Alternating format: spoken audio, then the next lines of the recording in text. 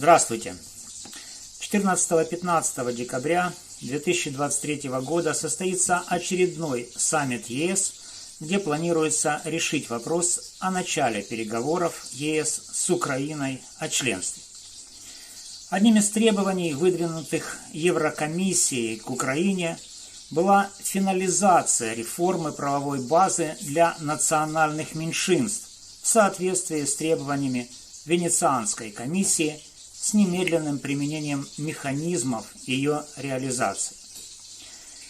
8 декабря 2023 года Верховная Рада Украины приняла изменения в закон Украины о национальных меньшинствах, в которых предоставила нацменьшинствам, языки которых являются официальными языками ЕС, более широкие права.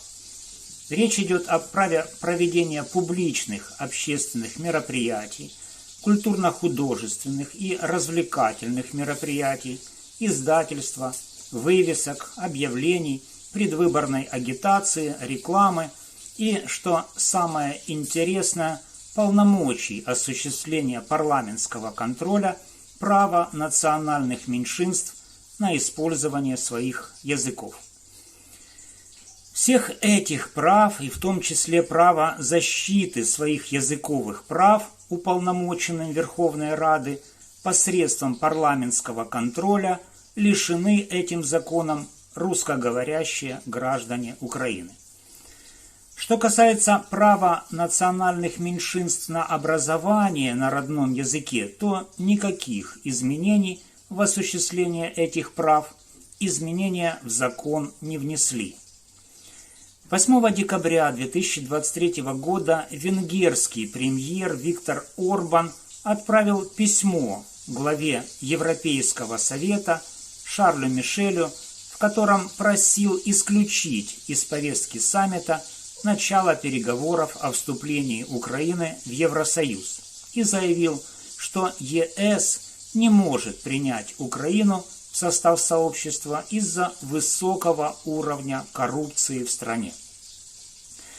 В этом смысле масло в огонь подлило решение украинских спецслужб не выпустить из страны оппозиционного политика Петра Порошенко в связи с тем, что одной из целей его поездки была встреча с премьером Орбаном, которого СБУ позиционирует как друга Путина.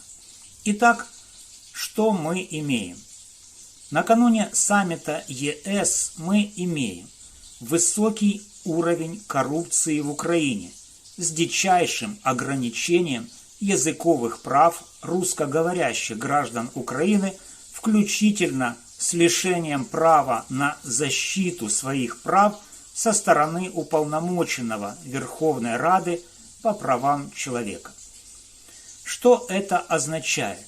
Это означает только одно, что в Украине русскоговорящие ее граждане лишены украинским законодателем не только обычных прав человека, но и права на защиту своих прав, которые имеют другие ее граждане.